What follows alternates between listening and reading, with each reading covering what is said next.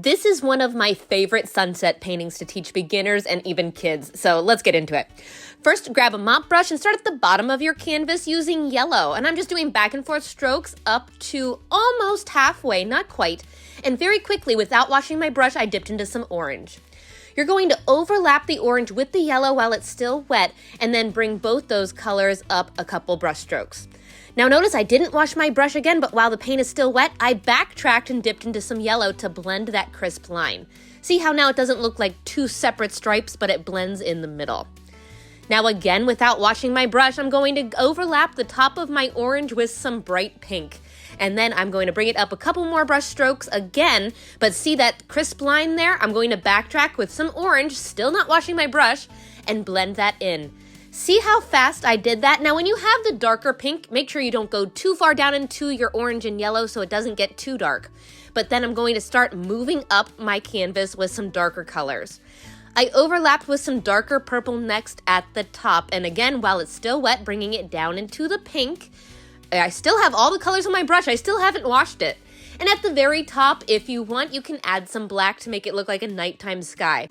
Now, I'm very careful not to bring my black anywhere down into the rest of my sunset. I blended it in with the purple. You can go back with some purple and blend that point, but this is where I'm going to stop.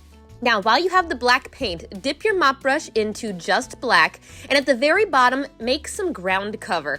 Now, you want to make sure that it's uneven, but don't cover all of your yellow. That's the most common mistake I see with this painting is people do too much black and they lose that really pretty yellow sunset color. Now, I'm going to switch my brush to a fan brush, but keep the black paint because this is going to be a silhouette landscape, and we're just going to do some simple evergreen trees. Remember to do an evergreen tree with a fan brush. All you have to do is tap the brush. I like to tilt my handle down slightly. I like to start at the bottom and just do a bouncing zigzag pattern all the way up to the top of my tree. It's sometimes helpful to make a vertical guideline so you know how tall the tree is going to be. Just remember that these trees usually come to a point like a Christmas tree or a tall triangle. So I'm going to make my zigzag much smaller all the way up to the top, and when you get to the tip, you can turn it to the side and just tap vertically like that at the tip. I'm going to have one big evergreen tree there, and then let's do a slightly shorter one over here on the right. See how I didn't do it too full? I want some of my sky to be showing through the background. Something like this. When you finish your evergreen trees, there's only 2 of them, so let's give them some friends. I'm going to make sure they're dry, and then I'm going to pick up a round brush. This is about a size 3 round brush. And again, sticking with the black because it's a silhouette, you can do some very simple trees. See, I just did a line curving up there. They don't have to be perfectly straight. I'm going to do some simple branches. Notice how I'm just pulling up on the tree trunk and then pulling out in a V shape for my branch. Not adding too many details. You could do a bunch of detail, but I'm keeping this one simple for the beginners. I think it was Bob Ross that said he liked to do even numbers of trees just to upset the critics, but usually there's a rule of odds where you want an odd number of trees. So instead of 4 trees, I'm going to add a smaller 5th one over here on the side just to make everybody happy, but as always, it's up to you how many trees you paint. So there are my 5 trees. I have 2 different kinds. Let's add one more branch there. There we go.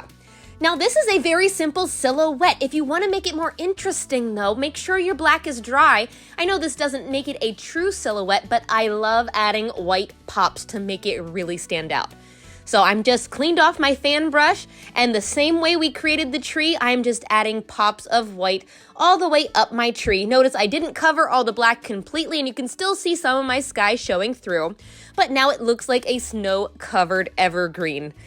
Taking my round brush, I'm also going to just take some white and add some simple streaks of white to make it look like some of the snow fell on the branches of these bigger trees here. Maybe even a little bit fell in that corner. See how I created that V? I'm going to do it on the tops of each of the branches. Just imagine where the snow might have fallen.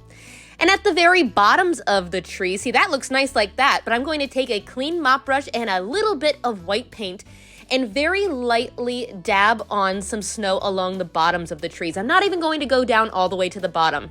See that texture? Sometimes it even helps to add some black in there to make it more of a gray tone.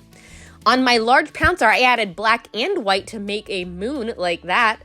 And let's see, I've done splatter paint before. I'm just going to use a toothpick with some white paint to add a few simple stars in the sky. It already snowed and now it's a clear, starry night. This is one of my #1 favorite classes to teach for beginners because it is so simple. So as always, if you try it, I'd love to see how it turns out and have fun. Happy painting!